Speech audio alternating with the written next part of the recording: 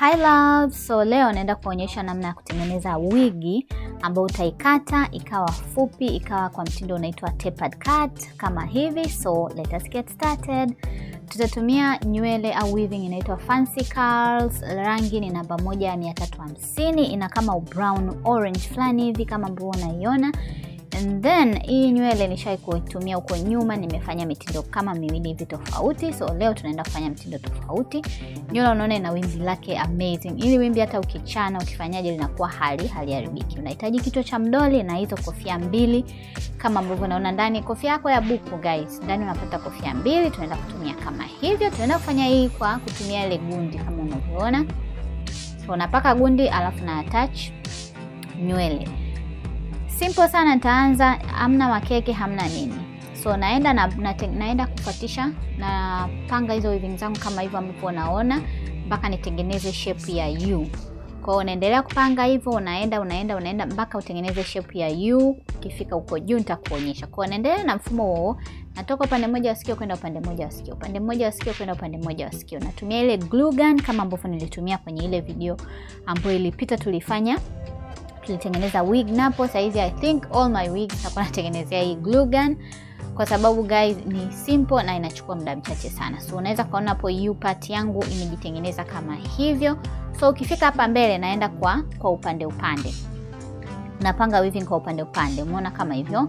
Napanga kwa upande ili kwa sababu nataka ikae, kwa sababu tunatengeneza hii style inaitwa tapered cut kwa sababu tunakuja kuikata huko mbeleni. Kwa hiyo that's why nafanya huko mbele napanga kiupande na sipangi kama ambavyo nimepanga siku za nyuma weaving. Kwa hiyo napanga pande huu, naenda upande huu hivyo, alafu mpaka nitakapofika kimebaki kisehemu kidogo tutafunga weaving yetu. Lakini meanwhile angalia jinsi nimepanga mpaka ambapo nimefika hapa ambapo unapaona. Kwa hiyo nimepanga, umeona ukipanga upande ili ujue kwamba umepanga sahihi. Pale kile kiduara kitakuwa kimzunguko, kitakuwa kama diamond hivi, kama kipembe tatu, sijui nisemeje. Akikai kiduara. So nitaendelea mpaka pakibaki kidogo nitakata kinywele kidogo kama nilivyofanya kwenye ile wig iliyopita. Nitakata huko juu afu nitabandika hapo na gundi, just kufunga pale mikanda ya weaving isionekane my darlings. I'm so excited na hii nywele. Hii nywele especially kwa nyinyi ambao mnaishi sehemu ambazo zinajua, kuna joto, weaving fupi haikugasi shingoni and then ni simple sana kutengeneza. So hatutoishia hapo. Main point ya kupata muonekano huu wa hii weaving ni kwenye kutrim guys. So kutrim una trim tu kawaida. Haina formula, una trim. Huku chini nataka ziwe fupi kabisa chini na pembeni. Hapa katikati nataka ziwe ndefu. Kwa hiyo nitakuwa navuta hivyo vinywele nakata kuzunguka hiyo weaving yangu. Navuta unakata na nimetumia mkasi sweetheart.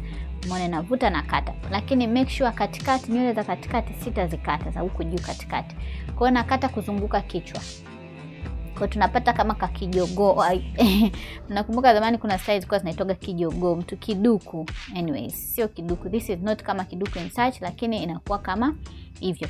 Kwa Kiingereza hii style inaitwa tapered cut. Kwa hiyo unaweza ukafanya hivi. Kuna ambao wanafanya hivyo kwenye nywele zao, mtu anakata huku pembeni, lakini kukata kwake unakata kwa layers, kwamba za chini kabisa huku chini kabisa karibia na shingo zinakuwa fupi zaidi, unavyoendelea zinakuwa ndefu hivyo ndefu mpaka hapa za juu zinakuwa ndefu zaidi, na huku pembeni zinakuwa fupi hivyo lakini kwa layer, chini fupi hivyo unaendelea mpaka upate shape imekaa vizuri na weaving yako itakuwa imekaa vizuri sweetheart. Kwa naendelea kukata mpaka nipate, kama hapo unaona upande huu bado sijakata vizuri, lakini upande ule kule mwingine nywele tayari nimeshakata ambapo zimeonekana kidogo zimekuwa fupi. Kwa hiyo naendelea kukata mpaka ambapo nitamaliza. So nakata mpaka nifike sehemu ambapo nitakuwa nimeridhika na shape ya hiyo weaving ya wigi imekaa vizuri. And guys, kama nilivyowaambia, kutengeneza wigi kwa kutumia glue gun ni rahisi mno. Umeona shape inavyokaa vizuri, wigi inakaa vizuri na inaonekana more natural. Na hii